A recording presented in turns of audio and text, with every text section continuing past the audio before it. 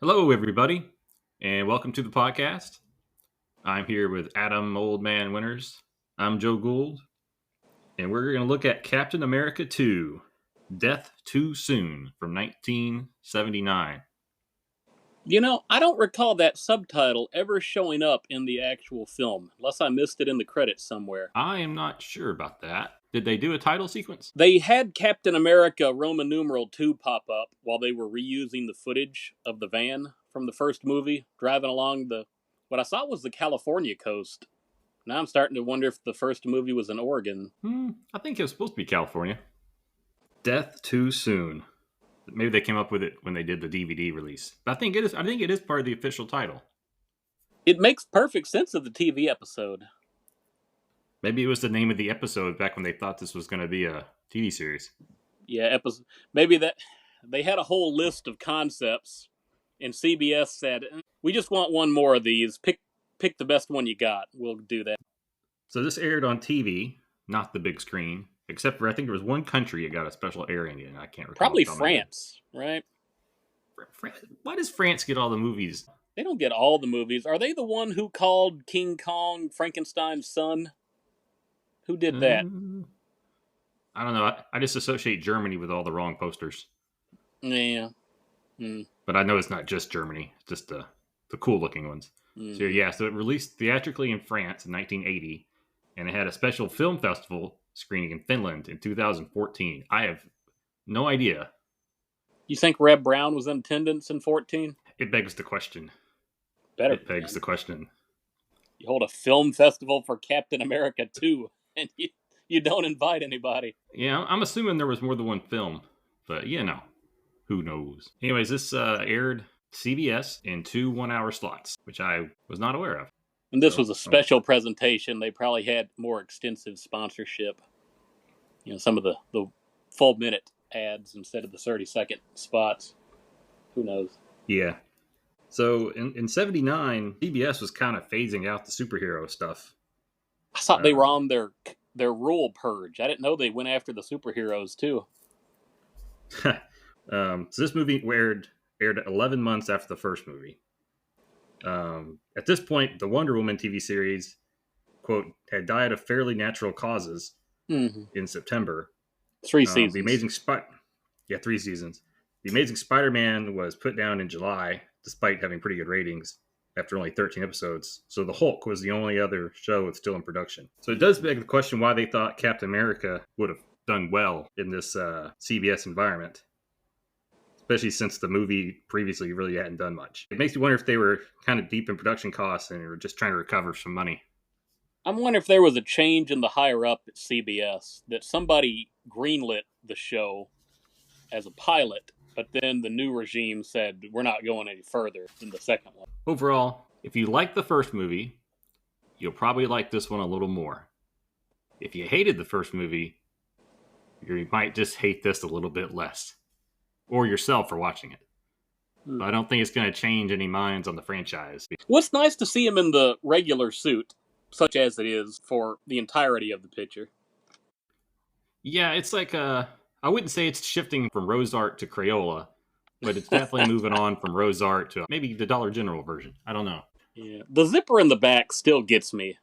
How does he Velcro himself up in the van, or does he have something that I don't want to know? Maybe he's trained his cat. Heathcliff. Yeah. He's got a pet. I'm so glad he has a pet, even though he sort of disappears after a while, the Heathcliff does. Do you think he bought the cat just to use it as a prop for, investigating the scene? It's very unexplained. And by the end of the movie, he's got a puppy. And we don't know where he got puppy from, unless he de-aged one of the attack dogs that came after him later. We're really getting ahead of ourselves, but there you go. Those dogs probably didn't last very long. They're probably dead by the end of the movie. Yeah, what was the line when they sprayed, the lackey sprayed the 3 doggies? Did Miguel, who is Christopher Lee, say, give him a triple dose? That's what I heard. Either double or triple or something like that. So I did the mathematics on this. We'll explain the chemical.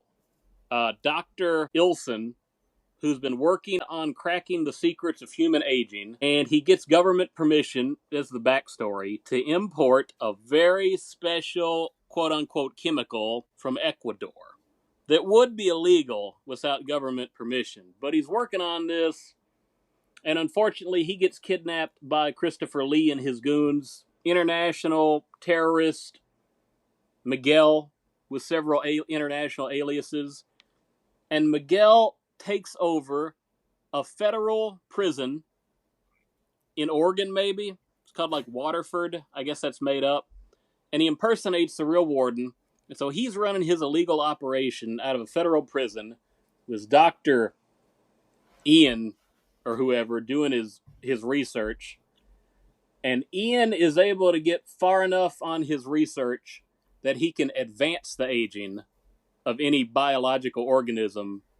And he can also neutralize it with an antidote. So that's pretty good advances, I think. And the mathematics, they say in the film here that for every hour, a human will age 38 days. Very curious number, but I think when you do the math on that, that is 15.2 hours every minute. So you could look at that as a factor of 15 times aging on a human, and then you'd have to think about it in terms of dog years. And, you know, they say in the movie also by 1 week, a human will have, is it 1 week they age 70 years? Is that comment made? So I don't know, I'm doing my own little math in my head here. Yeah. So 38 days would be, it's not a perfect 10-to-1, but pretty close to a year. If you multiply it times 10, right? Be 385 days. So that means you would, in 1 year, or you would age 1 year roughly in about 10 hours. Okay. So a dog would live out its life in about 120 hours. And that was if it was just born. So a couple days. Those dogs probably had a day and a half, 2 days to live. Unless they got an antidote. Right. So I'm wondering if the antidote can neutralize the effects either temporarily or permanently, so far as we know, but it can't reverse them. Because that would be really what the scientist was going for, right? The ability to reverse it, but he hadn't got that far. And Miguel only wanted him to advance it. I appreciate that. Marvel's been very consistent over the decades. The blip exists. You can't get rid of the blip. Canon event? Is that what it's called?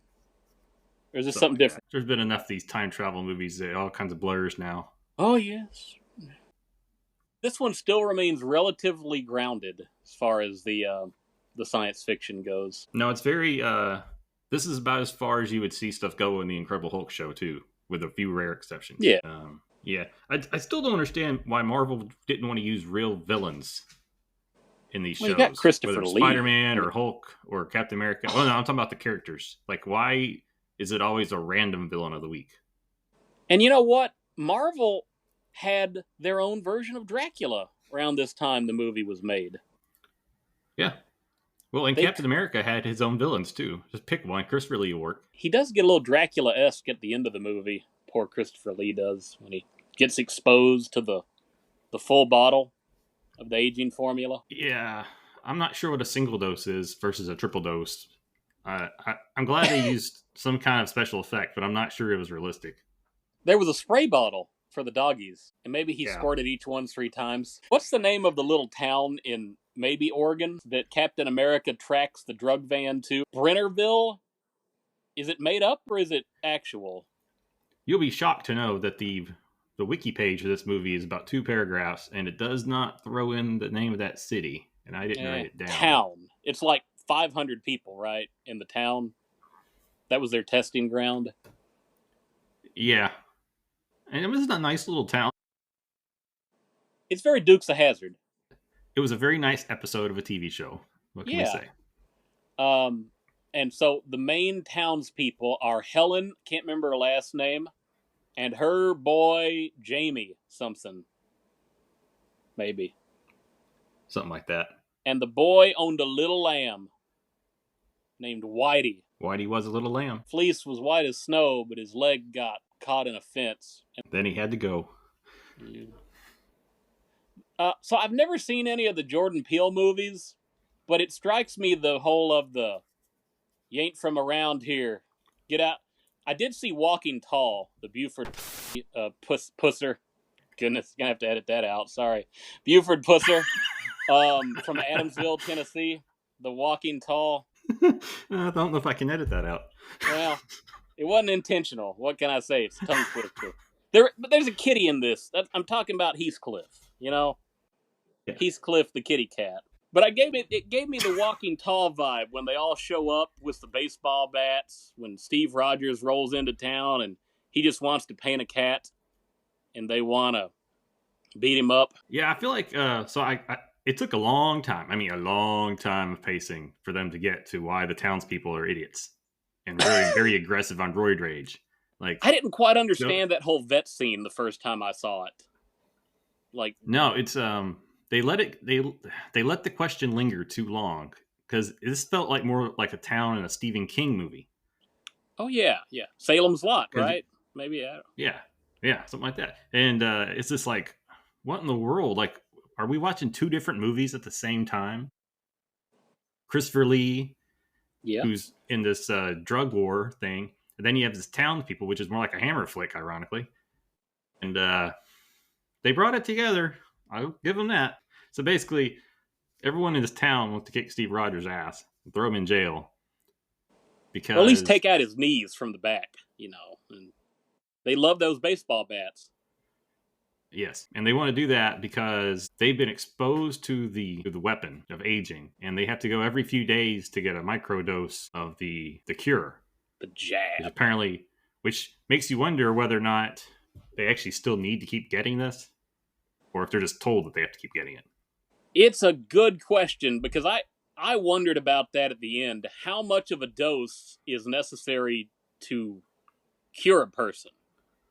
And can you get that just in sheer numbers of doses, even if it's a minor dose? But I guess those ne'er-do-wells with the baseball bats, I didn't think they were townspeople. I thought those were hired men from Miguel. Yeah, you're right. I think they were. So the inside man appears to be the veterinarian, the so-called veterinarian, which explains why Steve Rogers suddenly has a cat about 20 minutes into the movie. But it's clear go to the vet. So he sees a ton of people there, but he mentions going to the vet before he sees that. Maybe a deleted scene from the script or screenplay. Well, maybe because he told the guys that before you leave town, you need to see a vet. And then maybe he's thinking to save face, I need to take this cat to the vet, or at least walk over to the vet. And then he got lucky and saw all the people taking their children into the vet, coming out with the good job sticker.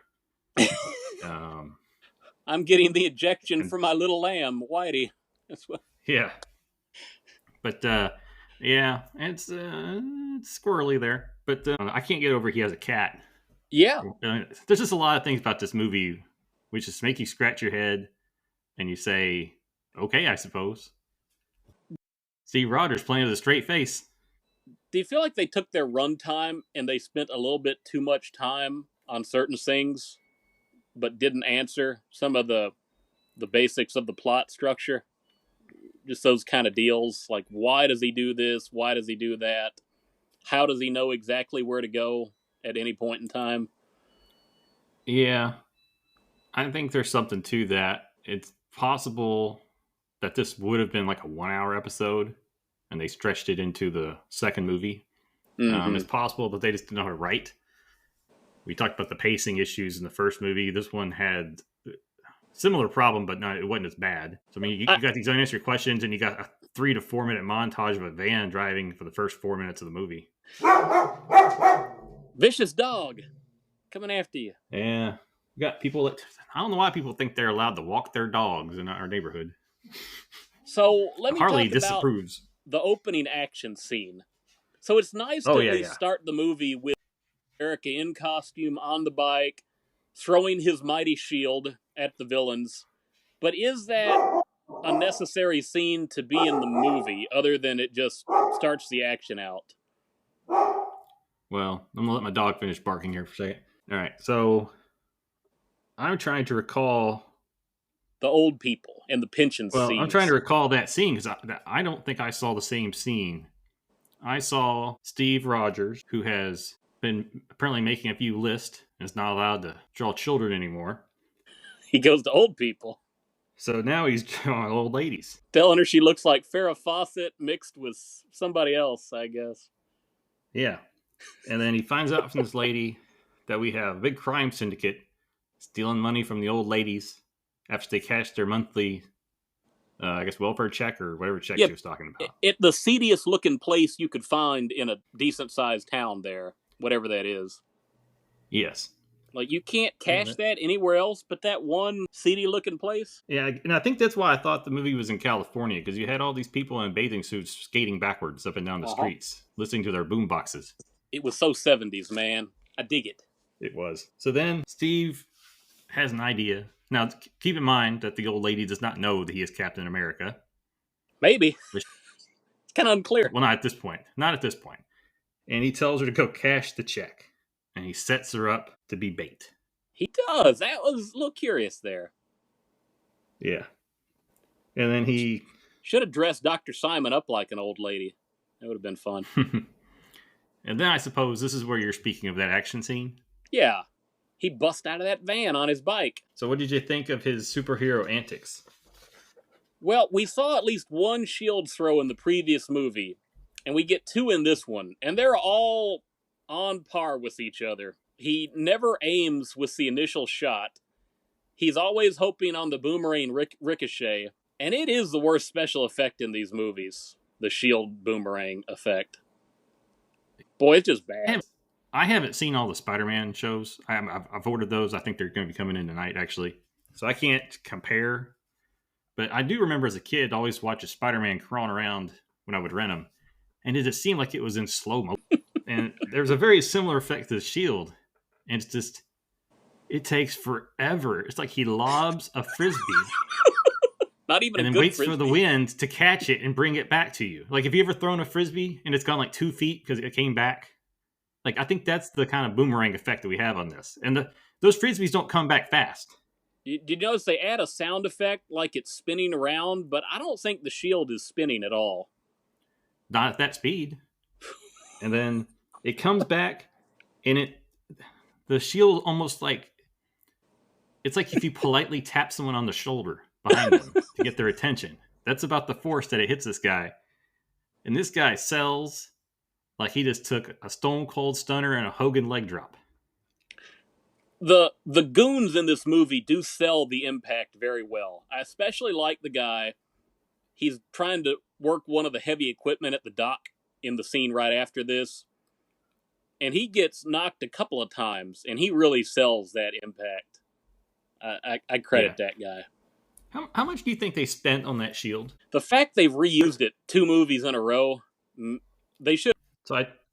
On the shield. Yeah, so I doubt we talk about the shield again. So I'll just bring it up here. There's a scene later on, because the shield also serves as the windshield on his bike, where you can see the wind is like popping the shield, like it's giving way to the wind. It's bad.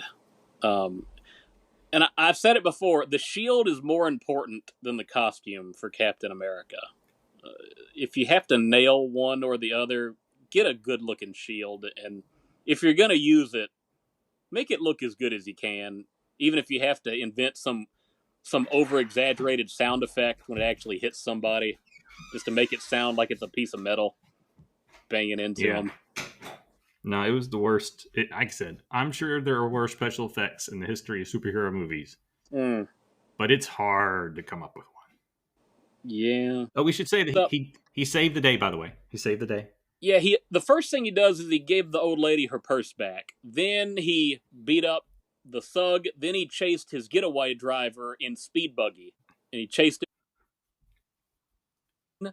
Like, maybe that's where they got the inspiration from in First Avenger. Yeah. All right, so that might actually be the example of the worst special effect, worse than the shield. Did you notice his speed running? Well, that's par for the course.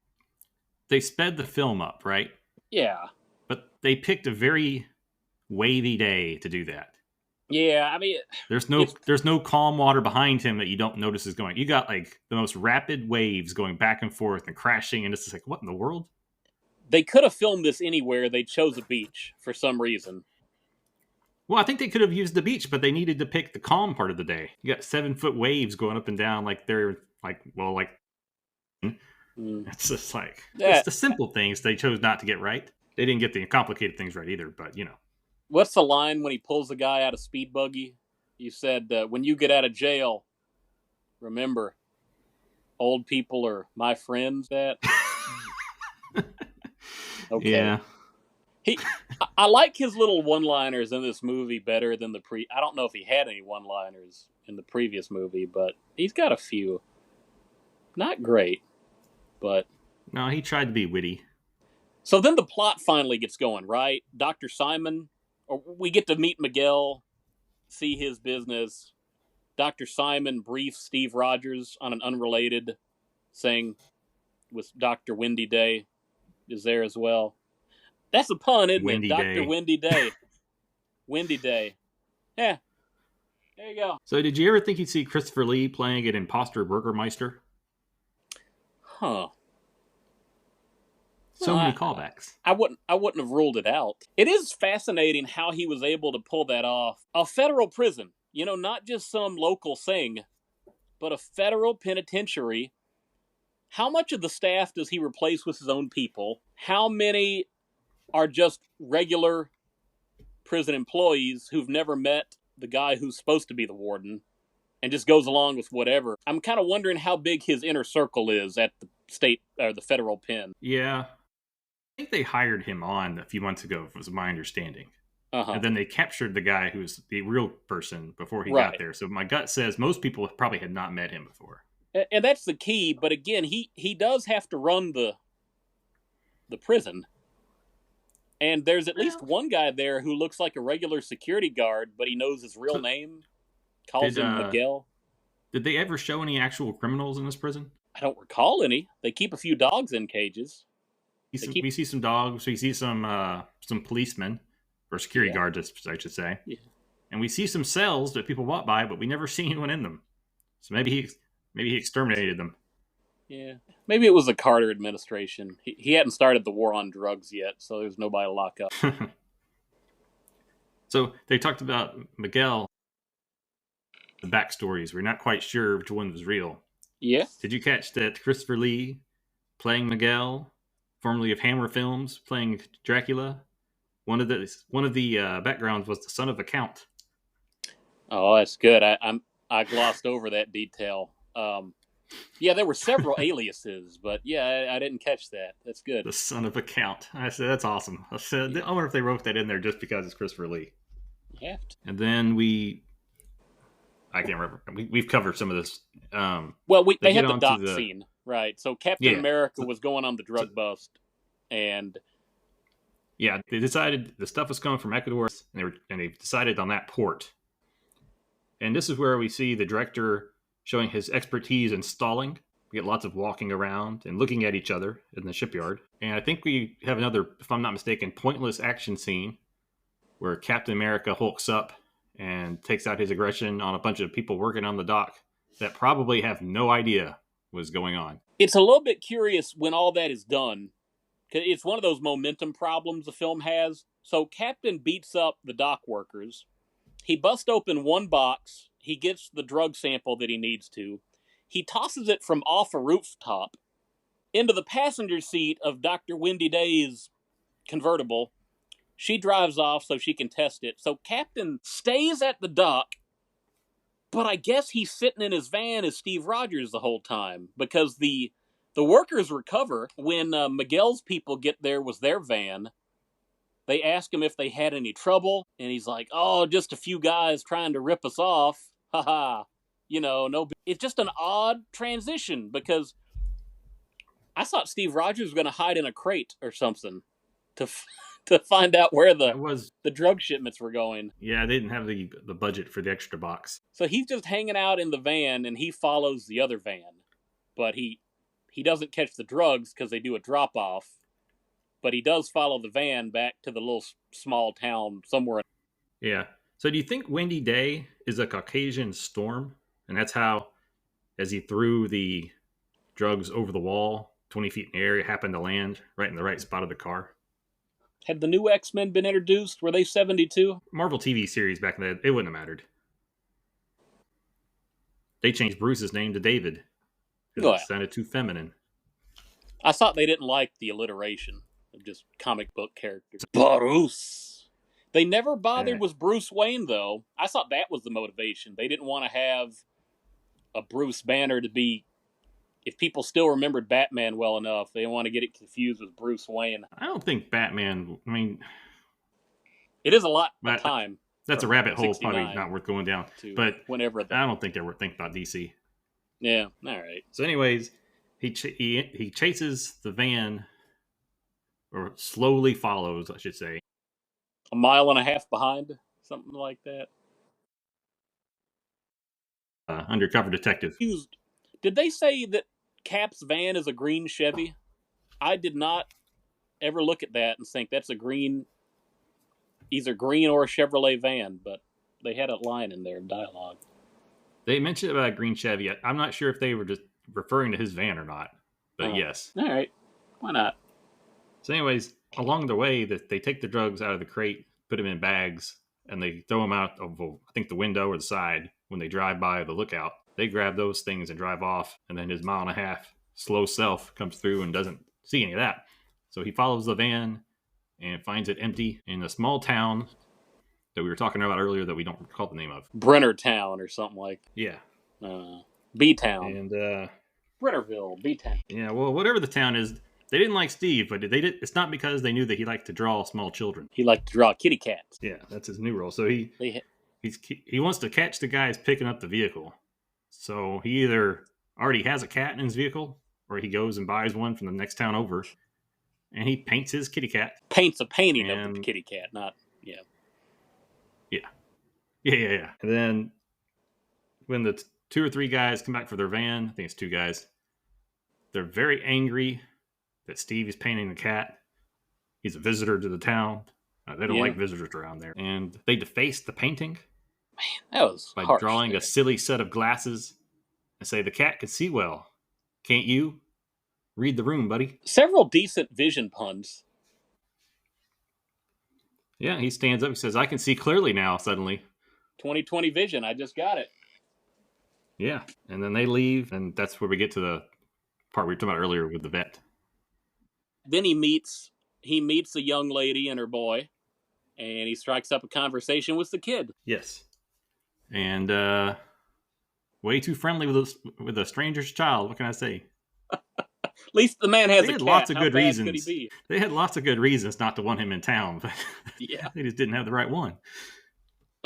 Yeah, he's the only guy at the vet who's holding an animal. That's kind of interesting. Very confusing to me, but it makes more sense in retrospect. Yeah.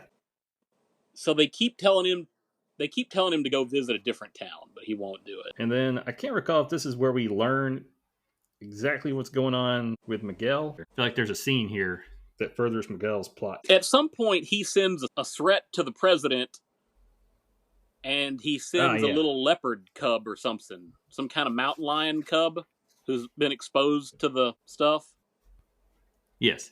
And the cat ages very quickly, and they run tests to confirm what they already see, which is the cat is aging.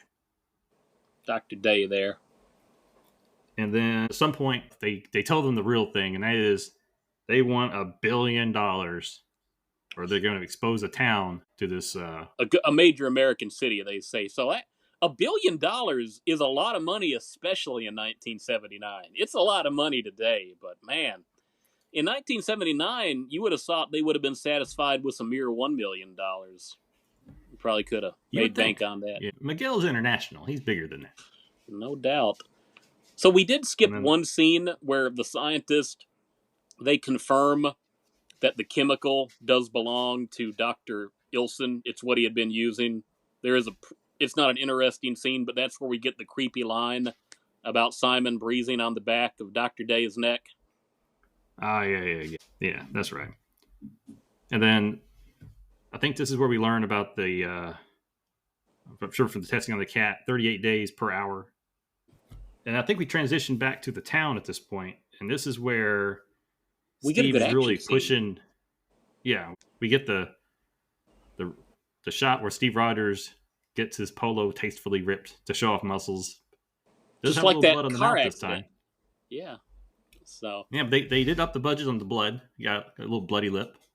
that was at the May very have got first thing, right? Didn't the bearded guy hit him in the mouth or something like that? yeah. So in wrestling, they talk about you blade, and they'll take a small razor blade to their forehead, and it produces a lot of blood for a very little wound. And then you can also get busted open the hard way, which is just the guy you're working with was being too stiff, and he bust you open. And I kind of Mm. wonder, this may not have been a budget item. Mm. Those actors just may have been stiff because they didn't know what they were doing. Yeah. Yeah. So I complained about several things in the previous movie. This one addresses that, and I like the action scene. You know, you get Steve Rogers somehow he jumps about double his height in order to get up to a balcony, and the goons follow him, and they all have baseball bats, and we get a baseball pun because he asked him to stop prodding him with the bat. Then he tells him strike three. He grabs the bat. He throws the guys around. When the guys are up there on the balcony, he jumps down. He uses the bat to take out the beam. Some old guy who I guess is one of the townspeople, he's watching it. He's rooting Cap on with shadow boxing, but he punches something accidentally and hurts himself. I don't know if that was intentional or what. You don't see that much. Like, oh, shouldn't have punched that. No, it was a good scene. I do question whether or not the bat should have hurt when he was being hit by the bats, based on Yeah. all the other things that he's done. Disrespect, man. Disrespect. I mean, he hit him in the I mean, weak spot, the back of the knees there.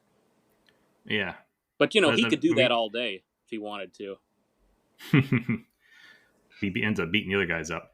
But during that process, the kid's mother, the kid who he had asked earlier, Steve had asked the kid for a tour of a trail. Mom didn't seem to like the idea, but this is the same mother who sees him and comes to trust him in this moment. I think he had already. And Yep. then she says, "I'll take you home and we'll mend your wounds." And so he goes back with her, and then that's when he gets the real story about the town.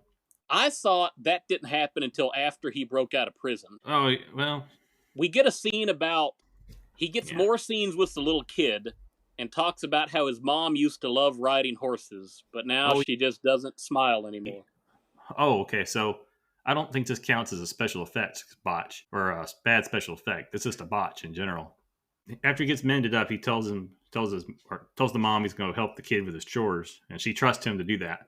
So he goes, and as the kids do some stuff with the horses, they have a little dialogue back and forth, and you can see the audio pack sticking out of the back of the kid's pants.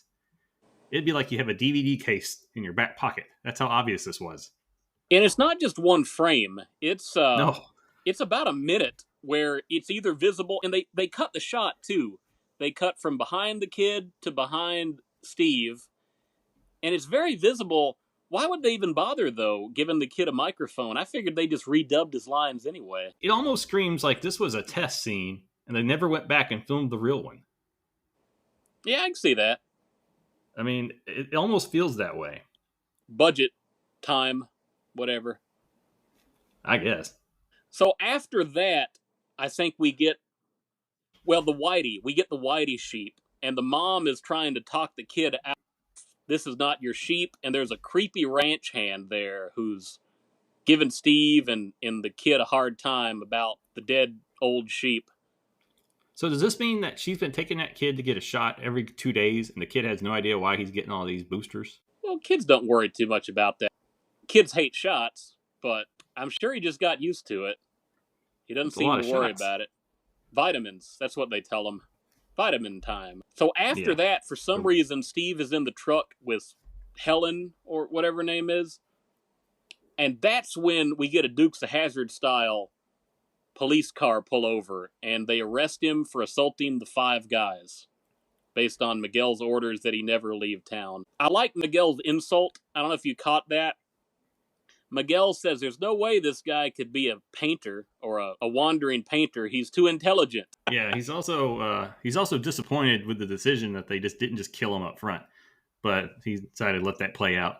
Obviously, it didn't work out too well. The police department's not very intelligent, so the guy who beat up 5 guys is thrown in jail. Yep, assault the bars charges. get bent. Yeah, assault charges. He breaks out of the jail by bending the bars on the window. Captain America speeds off, and they do not put 2 and 2 together. They say Captain America broke him out. Yeah. But they don't see Steve, and they chase Captain America. What crime has Captain America committed? Well, they know who he is, and they know he's a threat, and they chase Captain America. Yeah. A longer scene, that car chase and everything on the dam. I don't know what dam it was in real life. I feel like that scene was pretty good right up until the point when he did the jump and he goes off the dam, and then it doesn't look so impressive anymore. No, so he jumps off the dam on his bike because they've kind of cornered him and they got guns. And they start shooting, and then one of them says, "Oh, he can't make it that far." And the other one's like, "Oh, good." And they pack up their toys and go home. Right. We're done here. Yeah. Apparently he saves his bike. I'm not sure how that worked either. Yeah. The bike doesn't have super soldier serum or flag serum. Now, at that point, he makes his way back to Helen and Jamie's house. Yeah.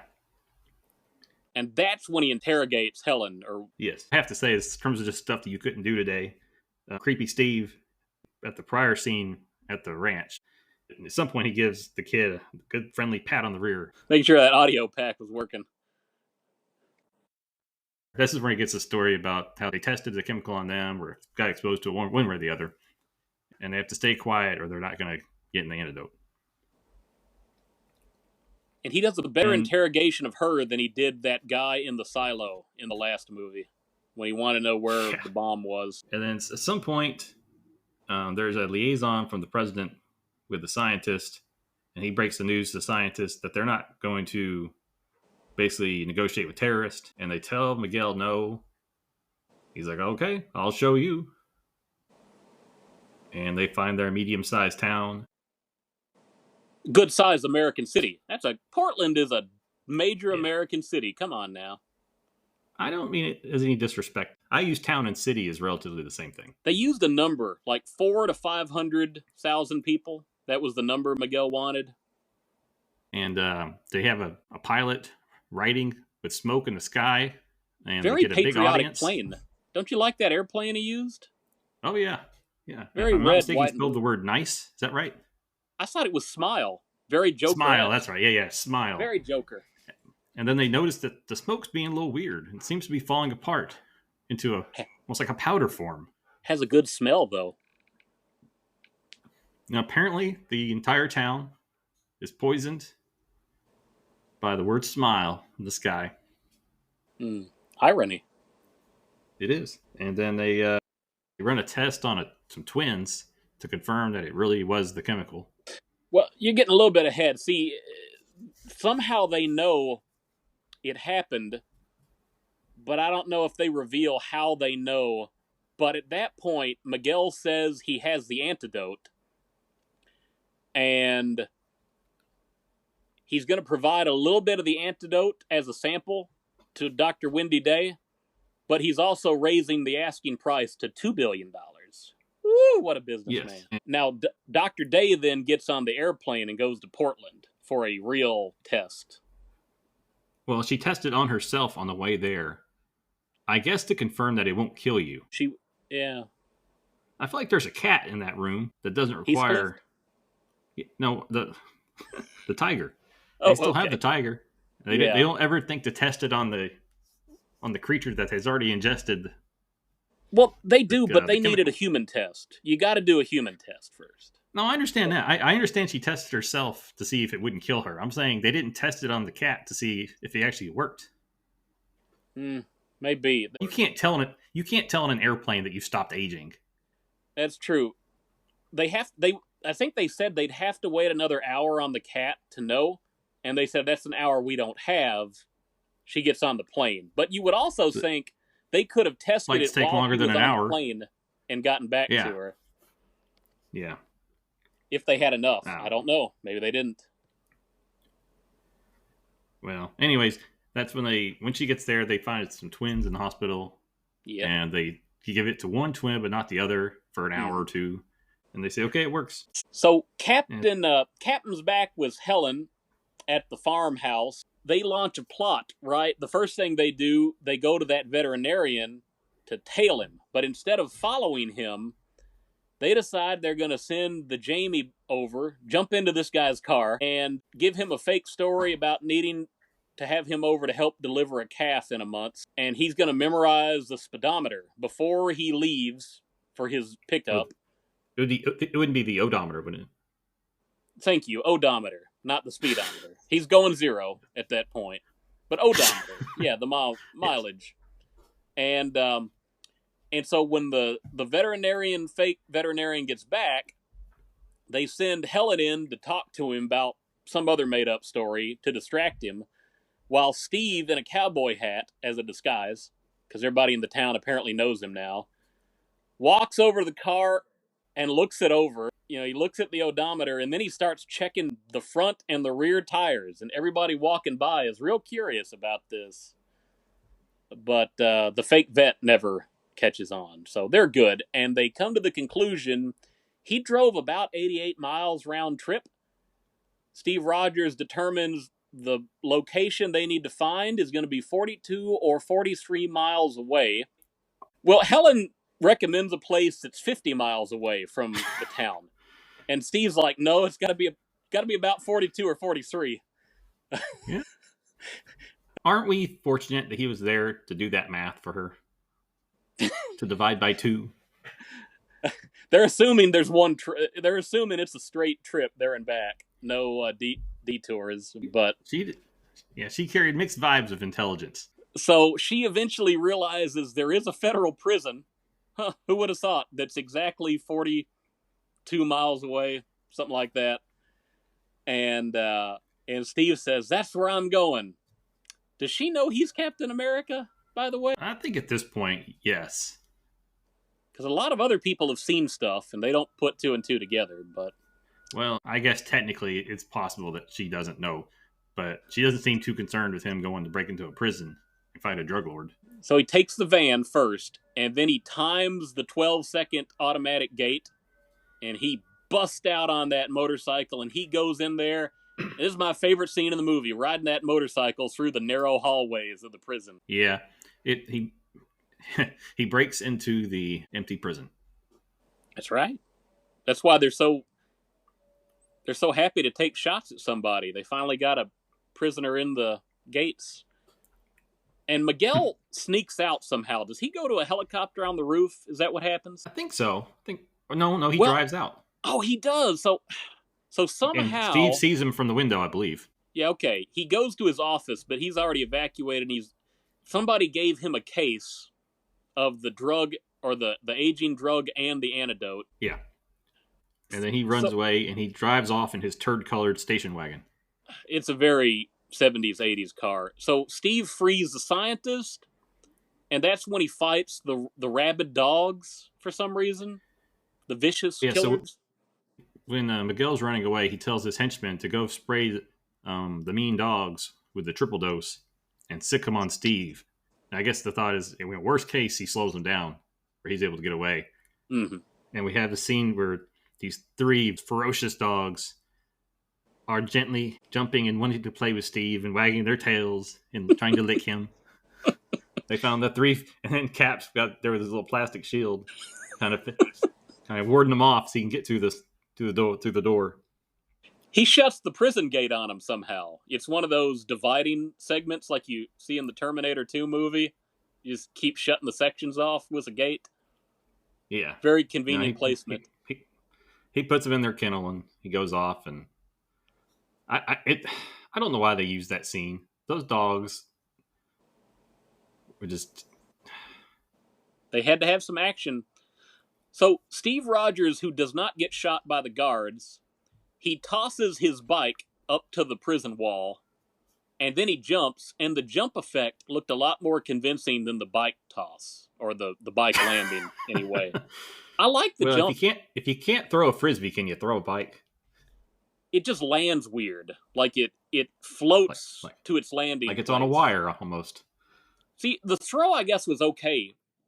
The throw is okay, but the landing is just they didn't need to show that like they No, did. they didn't need to. They could have done less work and looked better.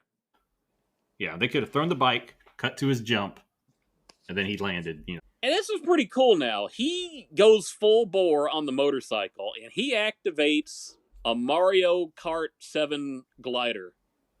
Just pops up in the back of his bike.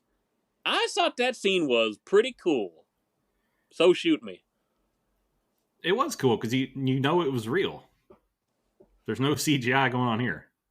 It's like somebody's on a bike gliding. Is it better than the Howard the Duck thing? It's more natural, or what do you think? So if they were really flying around on that contraption and Howard the Duck and going up and down and left and right and missing things, I think level of difficulty, Howard the Duck's harder. Yeah, very cool shot.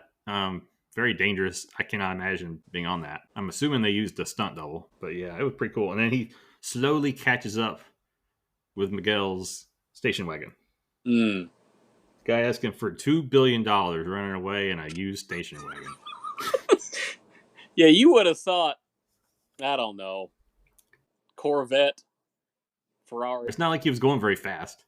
Yeah, the scene would have been better if the car was cooler. What can I say? Yeah. Or even just average. Yeah, fair enough. It's not like he had 3 Mustang kids or in the back something. seat. Yeah. Well, even like Windy Day's car. If it was a convertible, maybe. That would have been something. They should have switched. She should have been in the station wagon, and he should have had the cool car. Then Steve couldn't have thrown that drug bag all the way. She would have had to catch it on the way down. I mean, she's Storm. Fair enough. So once Cap hits the ground, they go to some forest, and they have their final confrontation? Yes.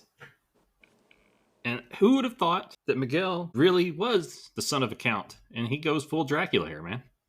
He gets the upper hand on Captain America, who has just taken down 5 prime age goons, burly men. Yeah. And they get into a little fight, and eventually Miguel throws the formula at Steve, the aging formula, not the antidote, and he deflects it with his little plastic shield. He cracks it open, is what he does. Yeah. That's the only time he aimed for a target on the initial shot, was that canister of formula. He wasn't counting on the boomerang effect. And probably because of the increased speed, as it was since it couldn't come back and gently tap the bag, it was a rough hit, and it gets all over Miguel's face. Yeah. And then somehow, as he's aging, he starts choking Cap to death. He run tackles him like a football player. You know, it's like the USC defense coming in on him. And as he's choking Cap, he gets too old, and he gets his old Dracula face, and he dies. I was hoping we'd get at least one screen dissolve into like a fake skeleton or a mummified head, but they didn't give us that. No, they colored his hair and gave him wrinkles. Did we get just one old version, or did they give us two effects? I think there was a transition shot, but it's probably just where they put half the makeup on. All right. But it wasn't much. It was pretty underwhelming, the transition. He just dies. His eyes are open, I think, when he dies, and maybe they shut. And then we get the best line of the movie when Miguel's contact man shows up in the helicopter or something. And Captain tells him, he died of old age waiting for you. I like that. I really do. Yeah. But Cap does not come out unscathed. No, he ages a little bit. He got a little speck of dust on him in the melee. And I think they say he aged, 2 months? 3. So if they had a third Captain America movie, maybe that could have proven more consequential than originally believed. Yeah. And then... But he and Simon, they're in a helicopter, and they're going to go spray a chemical over Portland, too. That's going to be okay. A much more ominous-looking chemical. In an ominous-looking helicopter. No, it just red. And I don't know if they said they didn't have enough for individual doses or they just didn't have enough time. Because I guess we're talking about 8 hours, maybe. The city of Yeah, Portland's been it exposed. was the time to make that. It was the time to make up to 500,000 doses. Mm-hmm. But they have got word spread around, and they are confident that 100% of the people infected are in the area right below them. That's what you can do in a TV movie. You can just wrap that up easy. And they crop dust them, and we assume they're all better. I don't think they ever follow up on that, but we just assume it worked. I guess Dr. Ilson, or Ian Ilson, I guess he could make more antidote, but if he wanted to follow up with regular injections, and the government could all get on board with that. I guess you just have to track all the old folks home and see if there's a rapid increase in patients. Oh dear. So the final scene is back on the farm. Yep, and I can't recall if it was in this scene or the one previous, but Cap and the girl share a very brief, unromantic kiss. They did kiss. Yeah, and it was like, "I'll give you a kiss if you make it. Will you please stay away from my kid?" And then he's like, "Oh, no way!" So he comes back in the final scene and he gives the kid a puppy dog. While the mom is riding happy on a horse again. Yes, he's distracted the mom with the horse. He's able to make his play on the kid. Well, he's also painting the mom, right? We should remark on that. Oh, yes. He's painting mom on the horse, sketching her, which most foreshadows likely. his next victim in Captain America 3. A horse of a different color. Well, in the first movie, he was painting the small children. That really didn't go anywhere, or sketching. And then he opens this movie painting the old lady and then uses her as bait. So now he's painting the horse rider. Heathcliff. He painted Heathcliff. Heathcliff, and we never saw Heathcliff again. Boy, wouldn't it have been great for Heathcliff to have come along to the prison? It's like he's riding on Cap's bike, and he jumps off and scares the dogs at some point. Or he could have thrown the cat down from the glider, and it could have landed on Christopher Lee's face, scratched him up. He could have done a flip. He could have flipped the car and then ran into the forest. Well, Superman had a cat named Streaky. How Captain America has a cat named Stripey? Stars and Stripey? I don't know. I think we got to work on this cat name. What are cat like? Something that cat would be like. Some cats are jumpy. Maybe call it Jumpy. Yeah. Or Jumper. Or I don't know. Pusser. There you go. Buford. Buford Pusser, the kitty. Captain America's kitty cat.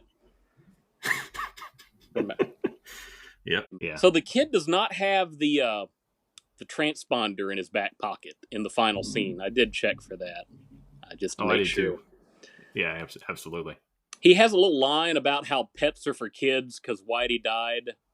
And then Steve says, nothing more mature than taking care of someone else or something to that extent. And then hands him the puppy.